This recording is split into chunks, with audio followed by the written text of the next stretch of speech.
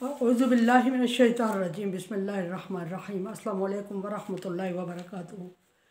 सूरह इब्राहीम है मेरे सामने और सूरह इब्राहीम की आयत नंबर 31 है, पारा नंबर 13 है और रुकू नंबर 17 है।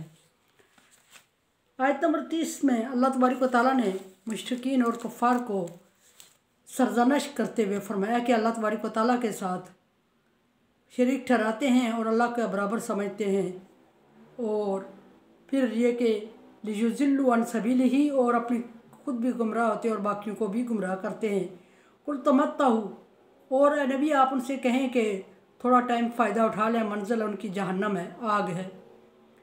अगली आयत में 31 में देखते हैं कि अल्लाह तबारक व तआला किन लोगों से खिताब फरमा रहे हैं। नबी सल्लल्लाहु अलैहि वसल्लम से खिताब है यहाँ भी। कुल ए नबी आप उनसे कहें, किससे कहें? पीछे अल्लाह तबारक व तआला ने फरमाया कि नबी काफिरों से कहें कि वो अल्लाह के साथ शरीक ठहरा रहे हैं और थोड़ी देर के लिए फ़ायदा उठा लें और मंजिल उनकी जहन्नम है। अब यहाँ फरमाया कि कुल इबादी अल्लज़ीना आमनू, ए नबी ईमान वालों से कह दें। बरहा मैं इसका जिक्र कर चुकी हूँ कि ईमान के साथ अमिलुस सालिहा का होना ज़रूरी है बख्शिश के लिए, जल्द बख्शिश के लिए। फरमाया कि ए नबी कह दें, किससे? आमनू, ईमान वालों से कह दें। युकीमूनस सलात व युनफिकू मिम्मा रज़क़नाहुम सिर्रन व अलानिया, और उन ईमान वालों से कह दें कि जो नमाज की पाबंदी करते हैं। अच्छा, युकीमूनस सलात का मतलब बाज़ जगहों पे नमाज की पाबंदी लिया गया है कि नमाज को बाकायदा अदा करना, नमाज पढ़ना इसका कहीं भी मतलब नहीं लिया गया जिस तरह हम लोग सर से बोझ उतारने की तरह पढ़ लेते हैं, उसे वो मुराद नहीं है। बाज़ मकामात पर इसका मतलब ये लिया गया है कि नमाज की पाबंदी करते हैं। कीम का मतलब कायम करना, और कायम किसी चीज़ को बाकायदगी से प्रॉपर तरीके से करना। और बाज़ जगहों पे इसको इसके तमाम अरकान के साथ खुशू और खुजू के साथ अदा करने को यकीम कहा गया है। बहरहाल दोनों बातें यही मानी देती हैं कि नमाज की प्रॉपर पाबंदी करना और खुशू और खुजू के साथ नमाज को अदा करते हैं वो लोग, उनसे कह दें। वयुनफिकू मिम्मा रज़क़नाहुम, और जो हमने उनको रिज़्क़ दिया उसमें से खर्च करते हैं। अब रिज़्क़ दिया का मतलब ये नहीं है कि हम नाजायज़ तरीके से चोरी डकैती से, जैसे कि आजकल का उसूल बन गया है कि माल चोरी डकैती से और गरीबों, यतीमों और बेवाओं का हक मार के हासिल किया जाता है और उस पे जाके हज करते हैं, सदका खैरात करते हैं, तो वो काबिल कबूल नहीं है। उस माल का जिक्र अल्लाह तबारक व तआला ने नहीं फरमाया। अल्लाह तबारक व तआला ने यह फरमाया कि ज़क़नाहुम, जो हमने उनको दिया, यानी कि हलाल तरीके से और जायज़ तरीके से दिया। अल्लाह तबारक व तआला की दी हुई कोई भी चीज़ जो मेहनत से हासिल की जाए वो नाजायज़ नहीं होती, लेकिन जो चीज़ें हम नाजायज़ तरीके से चोरी डकैती या राजधानी से हासिल कर लेते हैं जो माल, वो नाजायज़ हो जाता है। फरमाया कि और जो माल हमने उनको दिया उसमें से खर्च करते हैं। अब यहाँ खर्च करने के भी दो तरीके होते हैं। एक खर्च करने से मुराद नफली सदक़ात होते हैं, और एक खर्च करने से मुराद फ़र्ज़ होते हैं जो अल्लाह तबारक व तआला की तरफ से फ़राइज़ आयद किए गए खर्च करना।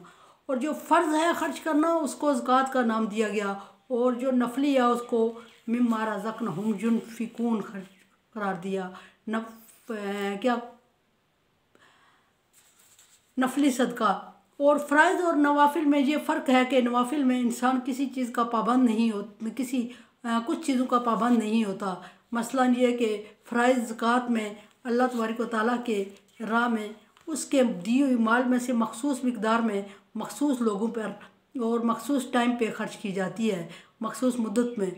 लेकिन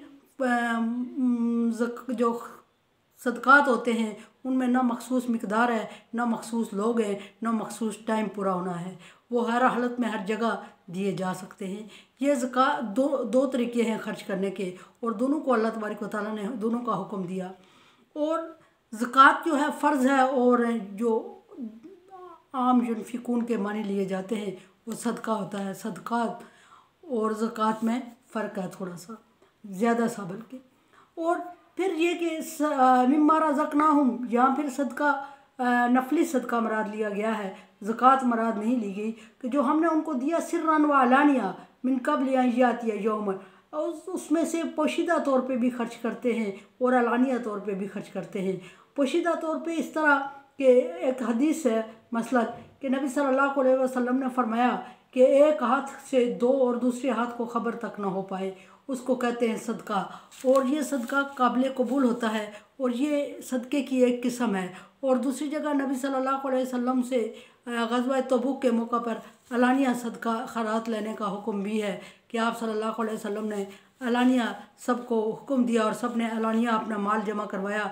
जैसे कि हज़रत अबू बकर सदीक़ ने अपना आधा माल अल्लाह की राह में ख़र्च किया, हज़रत उस्मान गनी ने सारा माल अल्लाह की राह में ख़र्च कर दिया। वो भी हुक्म है, पोशीदा भी और अलानिया भी।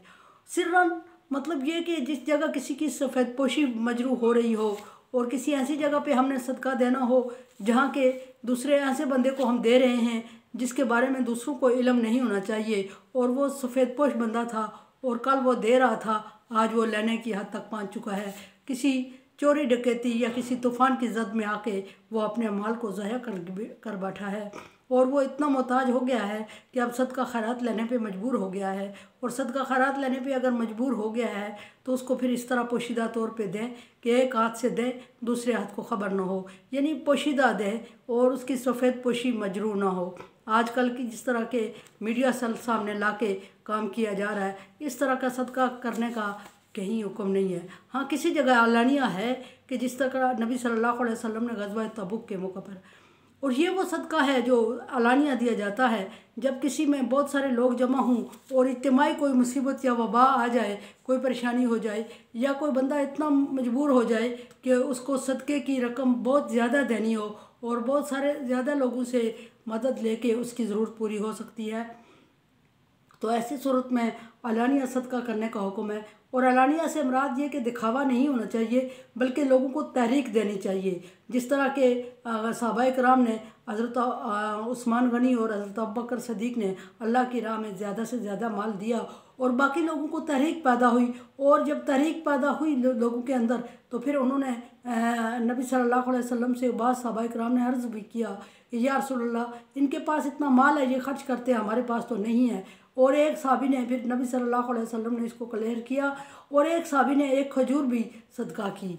और इसकी मिकदार नहीं होती, इसका फ़ायदा यही होता है नफली सदक़े का कि मखसूस मिकदार नहीं होती। अगर आप आधे खजूर, एक खजूर आपके पास है तो आप आधी खजूर भी सदका कर लेते हैं तो उसका भी अजर मिलता है। और ये भी नहीं कि मखसूस लोगों को दिया जाए, ये है कि जिसको अपने करीब तरीन रिश्तेदारों को देने में ज़्यादा सवाब होता है, जबकि ज़कात की रकम करीब तरीन लोगों को नहीं दी जा सकती।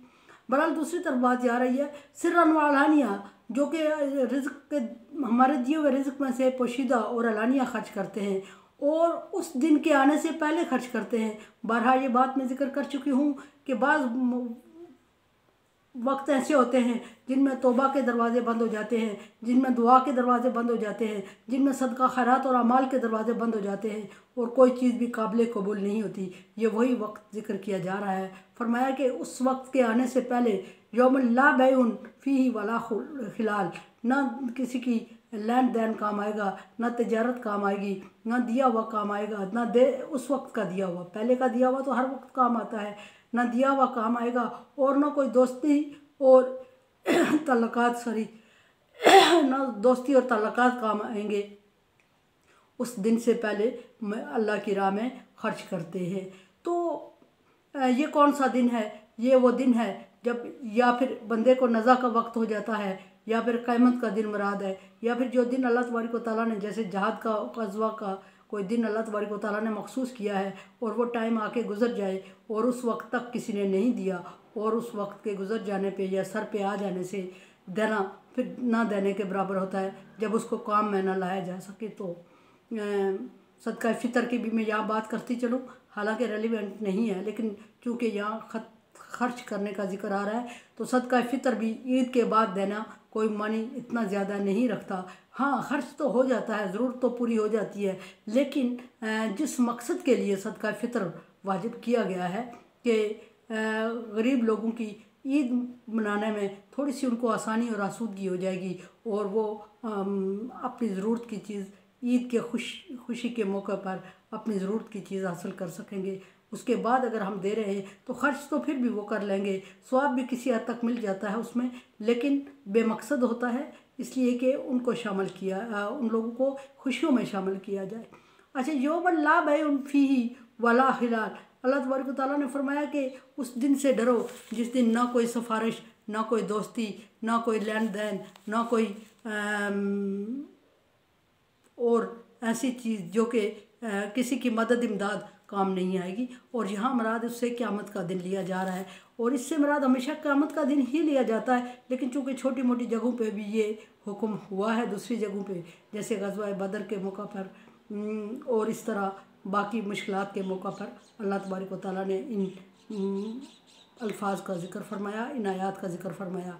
और नमाज की कायम करना, और दो बातें अल्लाह तबारक व तआला ने मेरे बंदू से कह दो, मेरे उन बंदू से जो नमाज की पाबंदी करते हैं और अल्लाह के दिए हुए में से पोशीदा और अलानिया खर्च करते हैं। दो कैटेगरीज अल्लाह तबारक व तआला ने, दो क्वालिटीज़ पाई जाती है यहाँ इस आयत के मुताबिक। अल्लाह तबारक व तआला के नेक बंदा होने के लिए दो क्वालिटीज़, एक तो नमाज, और नमाज उस तरीके से अदा करना जिस तरह अल्लाह का हुक्म है, और एक खैरात सदका, और सदका और खैरात उस तरीके से और उन जगहों पे देना और उस वक्त में देना जिस वक्त में अल्लाह तबारक व तआला का हुक्म है। उन लोगों को यहाँ अल्लाह तबारक व तआला ने अपने बंदे करार दिया।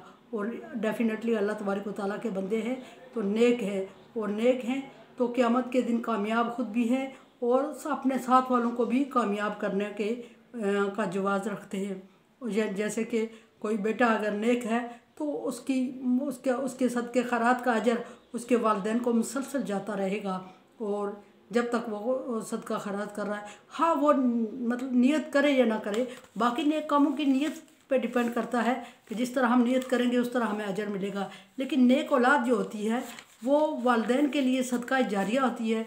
वो नियत करे या ना करे, उसके हर नेक अमल का अजर वालिदैन को जाता रहता है। इसी तरह अगर किसी ने कोई इल्म किसको दिया है और वो इल्म जब तक फैलता जा रहा है उसमें उससे इब्तिदा करने वाले को सदका मुसलसल जाता रहेगा, अजर जाता रहेगा। और इसी तरह अगर कोई फलाई काम कर गया है, नेकी का काम कर गया है जो मुसलसल अभी तक चल रहा होता है, जैसे किसी ने कुआं खुदवा लिया, हैंड पंप लगा दिया, या जैसे किसी ने कोई बैठने की मुसाफिरों के लिए जगह बना दी, या इस तरह के और काम कहीं एक जैसे खराती जो कि मुसलसल जारी रहते हैं फलाई काम, वो कर गया तो वो चीज़ जब तक इस्तेमाल में लाई जा रही है जब तक करने वाले को सवाब होता रहेगा। इस तरह अलानिया खर्च करने का हुक्म दिया गया कि अलानिया खर्च करें ताकि बाकी लोगों में तहरीक पैदा हो। अगर बदबख्ती हमारी ये है कि हम अच्छे कामों की तहरीक कम ही लेते हैं, अच्छे कामों से मुतासर कम ही होते हैं, जबकि इसके बरक्स अगर कोई ऐसा काम हो जिसमें नमूद और नुमाइश हो रही हो और जिसमें कोई नाच गाना हो रहा हो तो उसमें हम खुशी से उसको सेलिब्रेट करते हैं। लेकिन जब कोई नेकी का हुक्म आ रहा हो तो उसे हम पहले तय कर लेते हैं। अल्लाह तबारक व तआला ने इस चीज़ को कतई पसंद नहीं फरमाया। मेरे चैनल को आप सब्सक्राइब कर रहे हैं, थैंक यू सो मच। नहीं कर रहे हैं, thank you so much. Like dislike as you like, और दुआ की उम्मीद रखती हूँ और रिक्वेस्ट है कि मेरे चैनल को सब्सक्राइब करें और अपने दोस्त अहबाब तक पहुँचाएँ ताकि सदका जारिया में आप मेरा साथ दे सकें। अल्लाह हाफिज़।